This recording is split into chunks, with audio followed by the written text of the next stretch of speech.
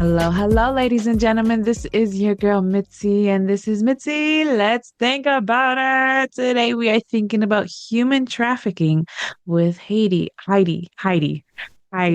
my goodness, I apologize. I've been messing up people's names nonstop, so I apologize for adding you on my list. Oh goodness. So let's just go ahead and get started. Heidi, when you hear the words human trafficking, what does that make you think about?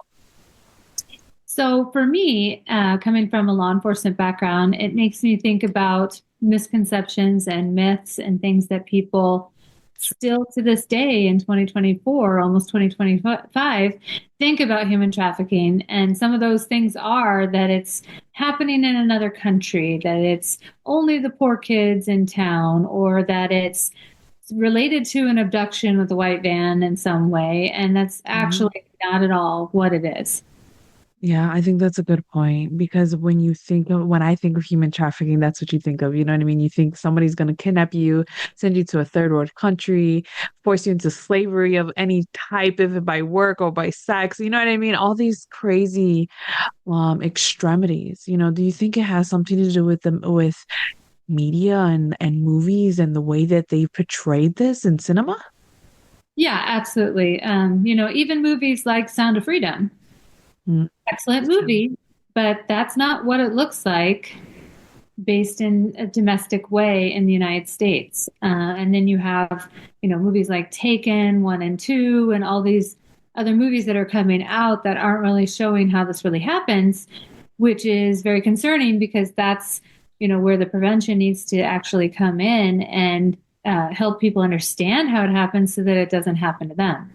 Yeah. So I guess what are some real ways that people can understand the truth about this versus the myths that we are so used to consuming and eating and believing that is true? Yeah. So, as a law enforcement professional, I live and die by definitions. And Okay. so, just the definition of human trafficking itself is confusing for people to understand. So, the Yes. elements of the crime involve force, fraud, or coercion. And the Okay. things that people get confused and call human trafficking may actually be human smuggling, which is a different type of crime. So, to put it in perspective, human smuggling is a crime against the border or the state, and that Okay. involves transportation from point A to point B. Now, if Okay. someone is being transported and along the way they are forced to perform sex acts or forced to perform labor acts, then they are a victim of human trafficking. But the actual smuggling part is a whole other crime.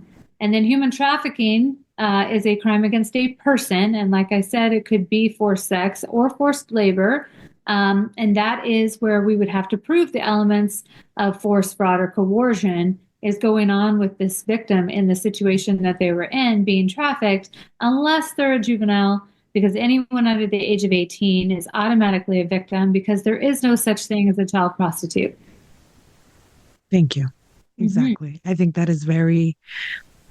really needs to be said and people need to accept that as truth because goodness gracious, nobody deserves to be put in that situation. And do you think it's really hard to identify forced corrosion in certain cases versus others? Yeah, so force is some kind of visible sign of injury, bruising, scarring, you know, Yeah. some kind of visible thing. So that's easier to define. But the fraud and the coercion are two other elements that aren't talked about enough. So to Mhm. put it in perspective, the fraud comes in the recruitment and grooming, where a Okay. trafficker will tell you, the person he's trying to exploit, false promises like, I'm going to get you a car. I'm going to get you, fancy outfits. I'm going to take you traveling. Do you want to go to Las Vegas? I'm going to get your hair done, your nails done. They're kind of dangling this amazing life that we're Yeah. going to live, but you got to do this for me. You got to, have sex with 10 guys a day for us to be able to live that amazing life. And then, Yeah. of course, share the money for you, but I'm holding it for you because I'm the trafficker and I know what to do with the money and I'm going to protect you with my weapon. And it ends up being a different story. And then the Yeah. coercion is the other part of this that's really, really hard for people to understand. And that is basically the threats. When I present on this to community groups, and I love doing that if you have anyone in your audience that wants to have a community awareness training, I talk about how a trafficker or a pimp, they're one and the same, it's the same individual, just two different description names for that same behavior, same person. But if Mm-hmm. a trafficker, that I've learned in my career here, a trafficker is the most reliable person you will ever meet. If they say they're going to beat you up, they're going to beat you up.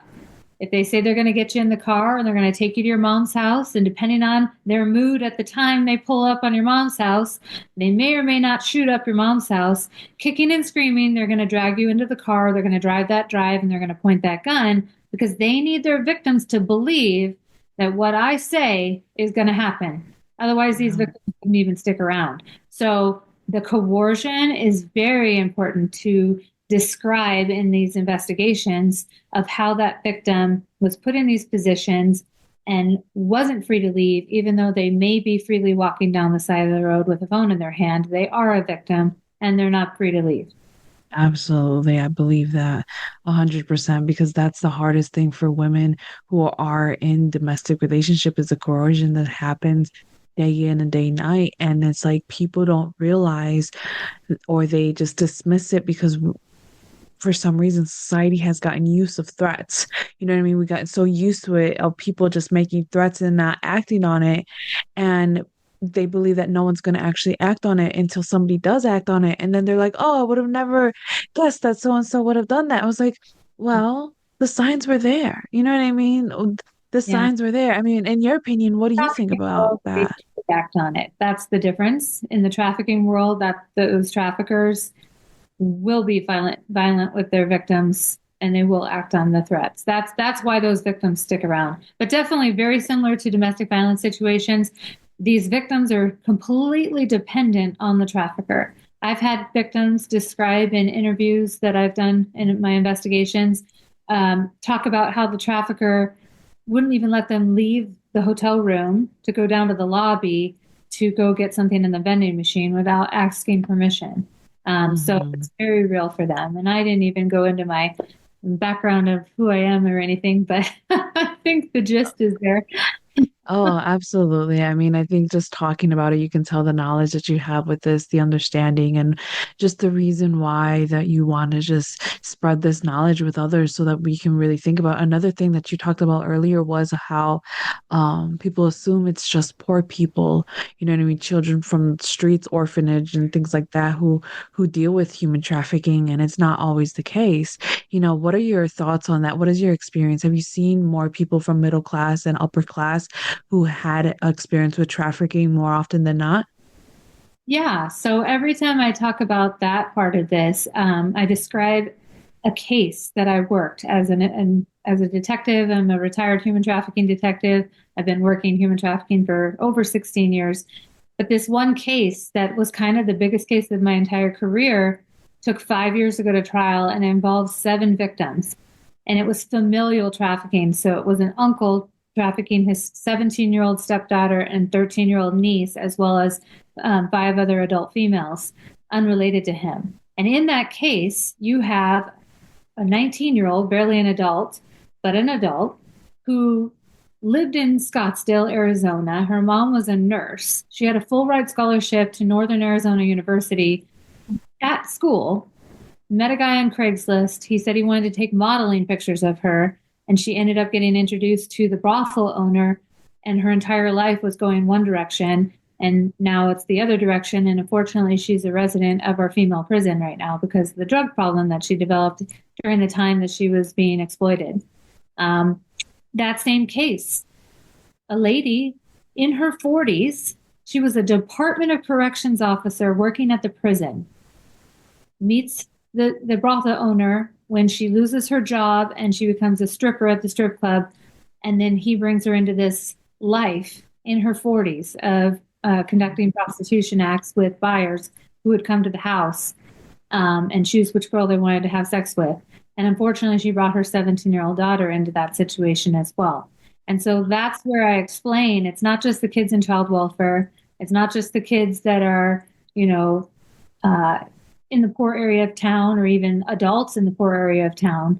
That lady was a professional law enforcement officer working at the corrections facility and found herself in that situation. So it could be anyone. Absolutely. Could be that's why they say you never know somebody, you really never know somebody. You really never know what's going on in someone's mind to or to know what they're willing to do or who they're willing to give up to get whatever that they may think that they need or they that is dire for them, you know?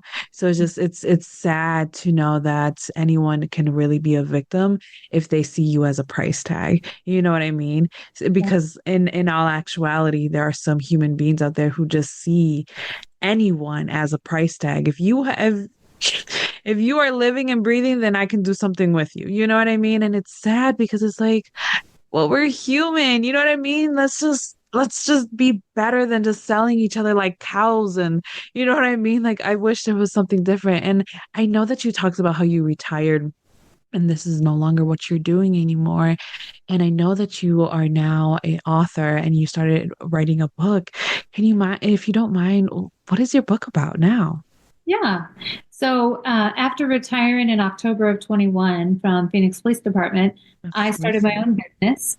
And I basically, it's called achanceforawareness.com. And it is all about the two missions that I have. Number one, community awareness, doing education to the public about human trafficking, because I have been in those trials where I've testified, about this victim walking down the side of the road with a phone in her hand, and I'm calling her a victim as an investigator, and having Yeah. a jury wrap her head around, well, wait a minute, she's not locked in a closet somewhere or handcuffed to a bed. How is she a victim? And she has her phone in her hand. But the dynamic of this trafficking world is that she was not free to leave, and getting them to understand that is super important. So that's my community awareness. But as I'm doing the community awareness, I'm constantly being asked about how do we protect our kids from getting involved in this, because a lot of the recruitment and grooming is targeted at our youth.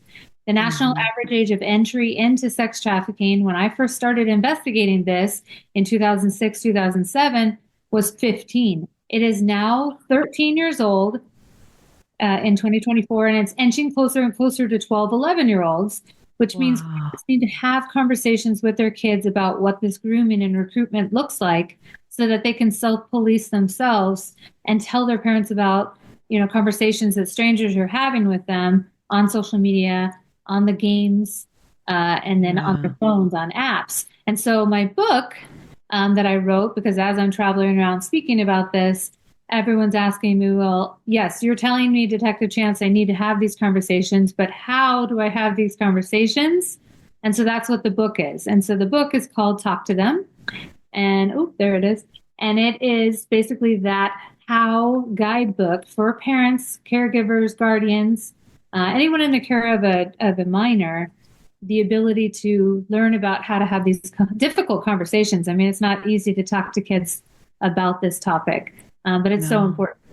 And then my second mission with my business is law enforcement training, because I've also noticed as I've traveled around speaking nationally that there's not a lot of training for patrol officers to recognize the indicators of trafficking. And if you don't have law enforcement seeing it and you have traffickers who are bragging about us not seeing them, this is Yeah. going to continue and we're not going to discover all of the suspects that we need to identify and pursue.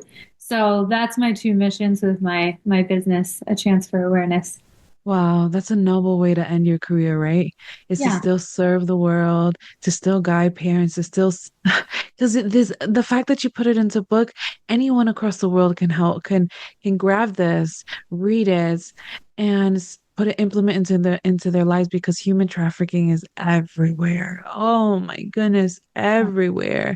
So it's just like to know that you're selflessly from trying to help educate patrol officers, you know what I mean, to see this, to be more aware of this is crucial because there's so little education in this, you know what I mean? It's so little because it's like we said earlier, it's about the obvious, you know what I mean? They expect the obvious. or when they actually ask the person like, but you're free, you have a phone, you know what I mean? But where is that sign of I can save you? Because when you're in that position and you're that victim and you have corrosion that's eating in your brain, reminding you you can't leave, what are you going to do? You're going to suspect he has somebody.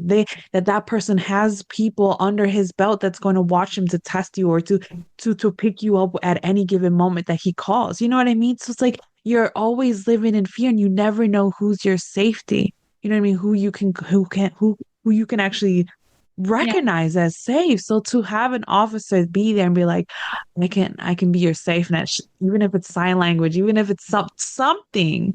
Oh my goodness, that is freeing as a parent because at least I can know that there's human beings out there that are aware that this is not only going on, but they are aware of the signs when my child is out of my hands and I can't be there with my child. Because even if my child is a grown man, you know what I mean, in his 25s, he's still subjected for human trafficking because he can be someone's price tag, you know what I mean, at the end of the day. Because I've I've seen documentaries on grown men being forced into labor, into slavery, and being trafficked from one country to the next. And they're literally right over, they can see their country over the border and they can't do anything about it because their passports are gone and everything's gone and they're stuck.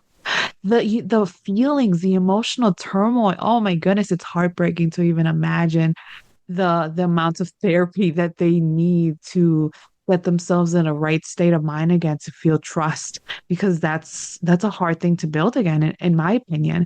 So goodness. So I guess overall, what are your major hopes into everything?